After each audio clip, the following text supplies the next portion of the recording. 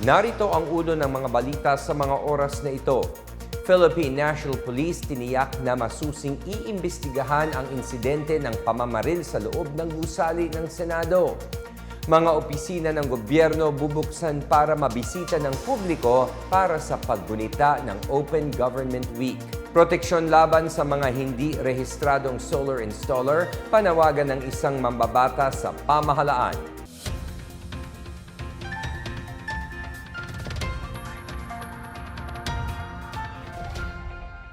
Ako si William Theo para sa PNA Headlines.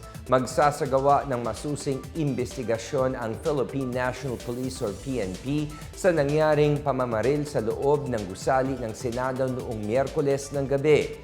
Pangungunahan ng Criminal Investigation and Detection Group or CIDG ang imbestigasyon kung saan katuwang nito ang Sergeant at Arms ng Senado. Ayon kay PNP Chief General Jose Melencio Nartates Jr., nakasalalay ang pambansang seguridad at tiwala ng publiko sa mga otoridad sa kanilang tugon sa nangyaring gulo. Dumating sa gusali ng Senado sa Pasay City noong Miyerkules ng gabi, sina Nartates at Department of Interior and Local Government Secretary John Vic Remulla. Sinabi ni Remulla na iniutos ni Pangulong Ferdinand R. Marcos Jr. na tiyakin ang kaligtasan ng mga senador at kawani sa loob ng gusali at ungkatin ang katotohanan sa insidente. Naunang iginiit ng Pangulo na walang kinalaman ang mga tauhan ng gobyerno sa barilan o sa umano'y operasyon para arestuhin si Senator Ronald De La Rosa.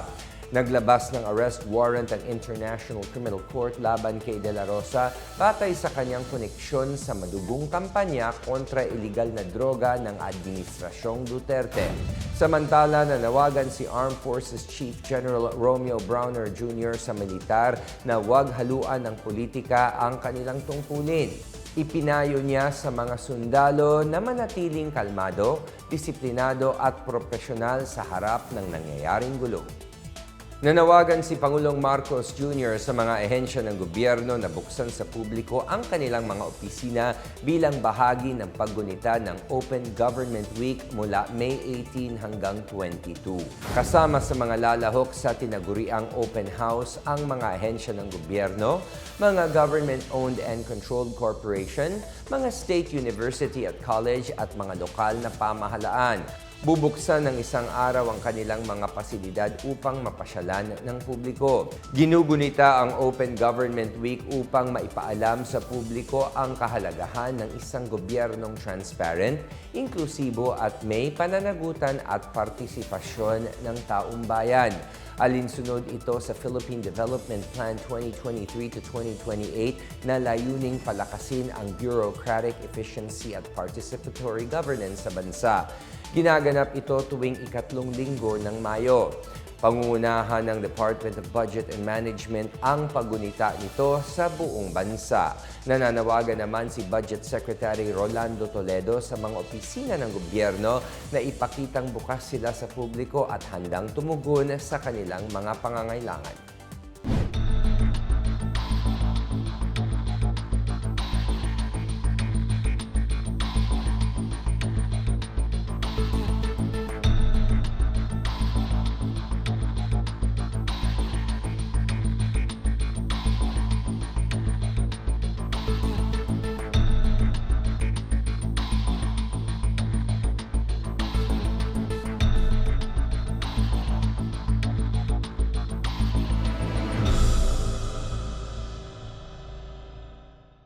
Samantala, nanawagan si Abra Lone District Representative J.B. Berno sa mga ahensya ng gobyerno na protektahan ang publiko laban sa mga fly-by-night solar power provider o mga hindi rehistradong solar installer.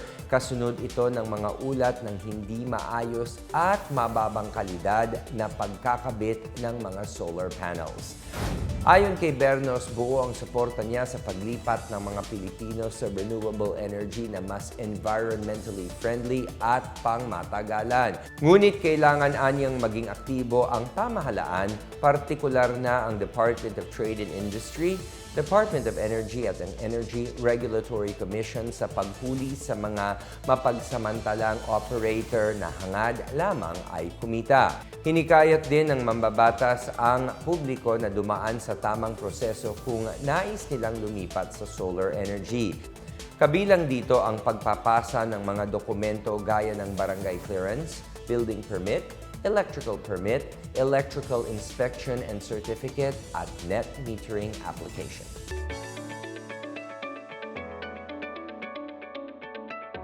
At sa balitang pangkalakalan, pumalo sa 422.3 billion pesos ang nakolektang buwis ng Bureau of Internal Revenue noong Abril 2026. Nalagpasan nito ng 3.12% or 12.78 billion pesos ang kanilang collection target sa nasabing buwan. Umakyat din ang koleksyon ng Abril 2026 sa 0.13% or mahigit 551 million pesos kumpara sa kaparehong buwan noong nakaraang taon. Ayon kay Commissioner Charlito Martin Mendoza, napanatili ng BIR ang performance nito noong Abril sa kabila ng extension sa deadline ng pagpapasa ng annual income tax return. Patuloy anya ang ahensya na magsisikap upang makamit ang hangad ng revenue para sa taong ito habang pinapaunlad ang pagbibigay ng serbisyo sa mga taxpayer. Samantala, nagsasanay ang mga magniniyog sa lalawigan ng Pangasinan sa paggawa ng uling at pataba mula sa mga byproduct ng bunga ng niyog upang mapalakas ang kanilang kita. 25 magniniyog mula sa iba't ibang Registered Coconut Farmers Association ang tinuturuan ng Agricultural Training Institute Ilocos Region kasama ang Philippine Coconut Authority or PCA. Ayon kay PCA Ilocos Region Agriculturist Brenda Perez, ang uling at pataba na mula sa bunga ng niyog ay mas sustainable at mas environment friendly kumpara sa mga binibenta sa pamilihan. Mas practical din itong gamitin ng mga kabahayan pagdating sa pagluluto, lalo pat mataas ngayon ang presyo ng liquefied petroleum gas or LPG. Inaasahang matuturuan ang lahat ng mga magniniyog sa probinsya ng coconut charcoal at fertilizer production. At yan ang pinakabago at pinakamainit na balita sa mga oras na ito, hatid sa inyo ng PNA Headlines. Para sa iba pang mga balita at impormasyon, bisitahin lamang ang aming website pna.gov.ph o ang aming Facebook at X account na Philippine News Agency. Mapapanood din ang PNA Headlines sa pamamagitan ng link sa website ng News and Information Bureau sa ilalim ng PNA News at sa YouTube account ng Philippine News Agency. Ako po si William Theo at ito ang PNA Headlines, naghahatid ng mga balitang nagbubuklod sa bagong Pilipinas.